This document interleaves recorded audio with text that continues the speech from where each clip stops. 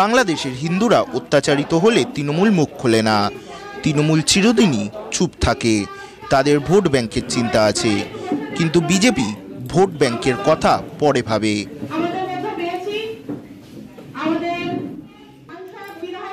প্রথমে হিন্দু সমাজের সুরক্ষা ও সমন্বয়ের কথা ভাবে।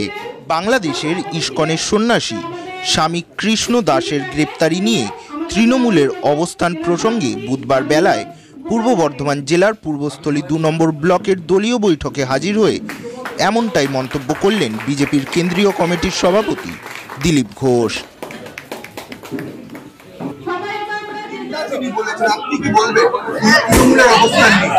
তৃণমূল চিরদিনই এইসব ব্যাপারে চুপ থাকে। বাংলাদেশ বলুন, পাকিস্তান বলুন, অন্য দেশে আফগানিস্তানে হিন্দুরা অত্যাচারে তারা মুখ করেন, কারণ তাদের ভোট ব্যাংকের চিন্তা আছে।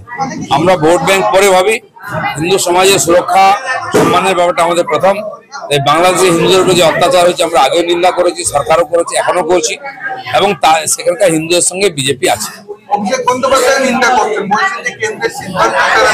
ঠিক আছে, তাদের নীতি আমরা আমাদের বক্তব্য রেখেছি।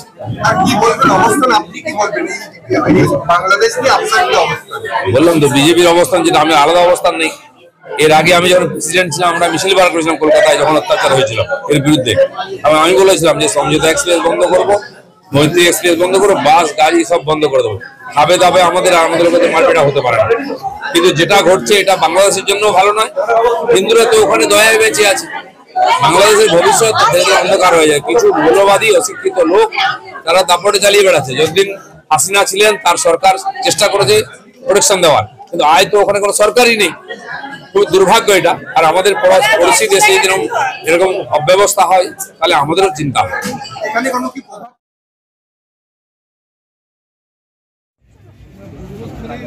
তিনি বলেন, বাংলাদেশে হিন্দুদের ওপর যে অত্যাচার হচ্ছে তা আমরা আগেও নিন্দা করেছি, এখনো করছি।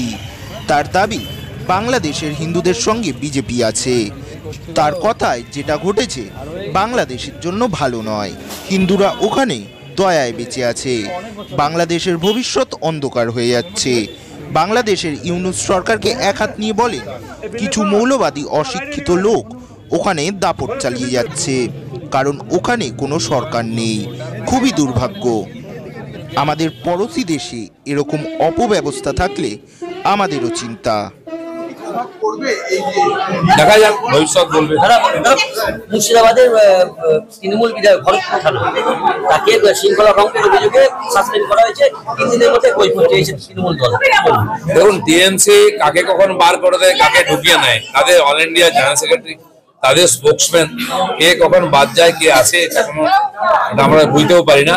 সেটা এগুলো সব লোক দেখানো, বলতেও থাকবে, করতেও থাকবে, এটাই টিএমসি।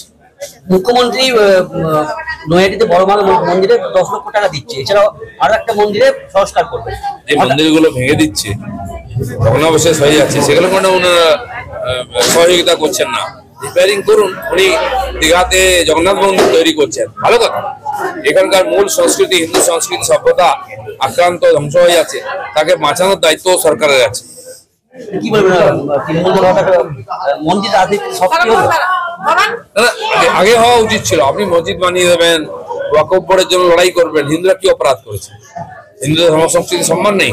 আজকে মন্দিরগুলো আজকে সমাজ বিরোধী আখড়া হয়ে যাচ্ছে, মূর্তি চুরি হয়ে যাচ্ছে, কোনো সমাধান হচ্ছে না। পুরোহিতদেরও ভাতা দেওয়া উচিত, সমস্ত পুরোহিতকে, যাতে হিন্দুরা নিজেদেরকে আর না মনে করেন, অবহেলিত মনে না করেন। ব্যুরো রিপোর্ট, কলমের দুনিয়া।